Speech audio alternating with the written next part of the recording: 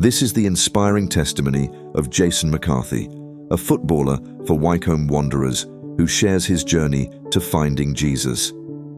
Hope you enjoy. I had an amazing childhood filled with football. I went through the academy at Southampton Football Club and broke into the first team. Then I went on a couple of loan moves before signing for Barnsley FC. My then girlfriend Zara and I moved up to South Yorkshire. It was the worst year of my life. I got held at knife point, I was assaulted in a nightclub, I got burgled. My uncle and granddad passed away in the same week.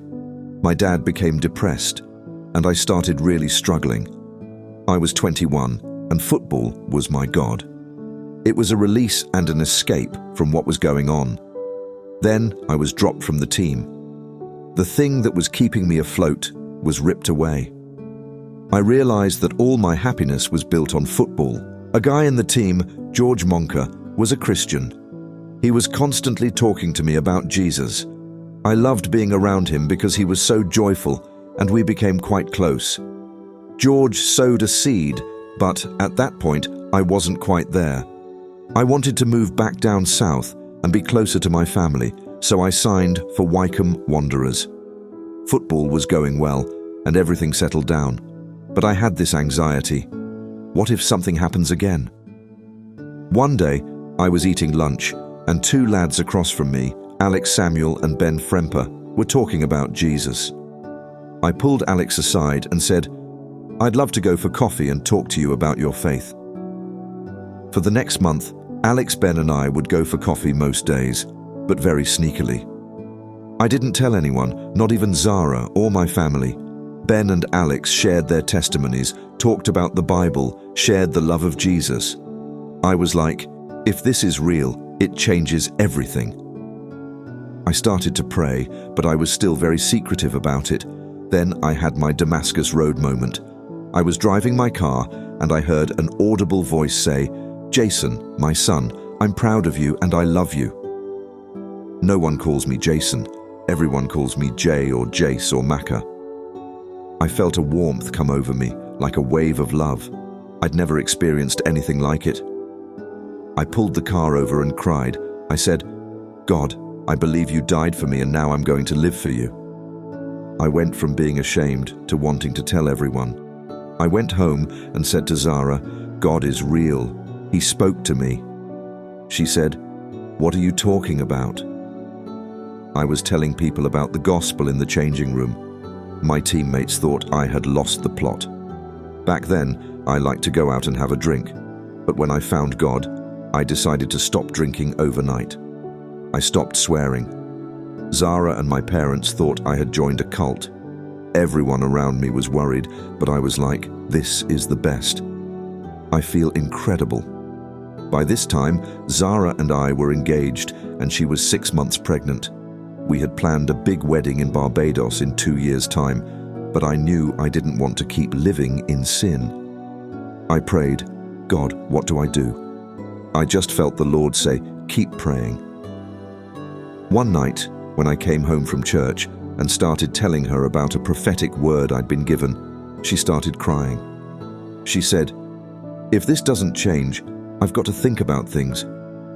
I said, "Look, I'm not stepping away from this. This is real to me, but I'll tone it down."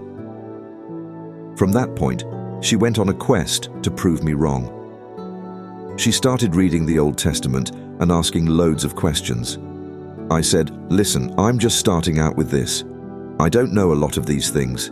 If you have a question, ask God." She said, "All right," and she began to pray.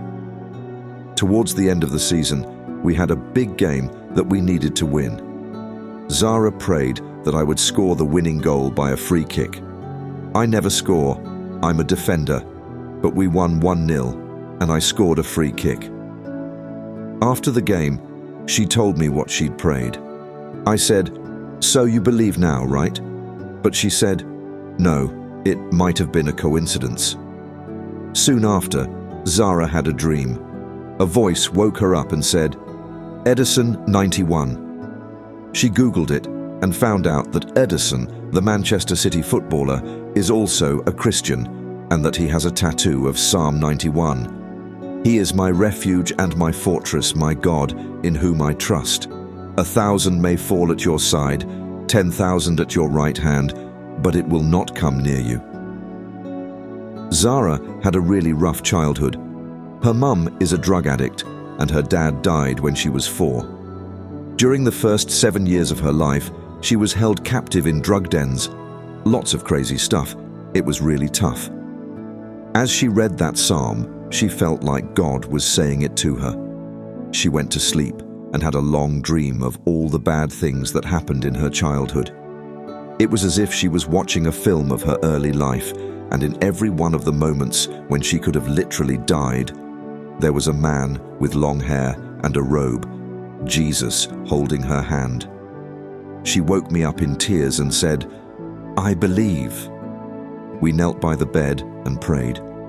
A couple of weeks later, just before our son George was born, Zara said, "We're not waiting 2 years. We need to get married now." We spoke to the pastor at the church I had been going to, and 2 weeks later, we got married. Our families thought we were crazy, but it was the best day of our lives. This testimony highlights the profound impact of sharing our faith with others. Jason McCarthy wasn't a Christian, but it was through the faith of his teammates that he encountered Jesus and gave his life to the Lord. Inspired by his experience, Jason shared his newfound faith with his wife, who also had a powerful encounter with God through a dream, leading her to give her life to him as well.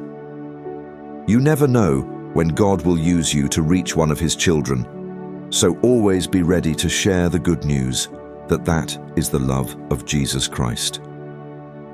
We hope you enjoyed this video. Please like and subscribe to hear more inspiring testimonies like Jason's.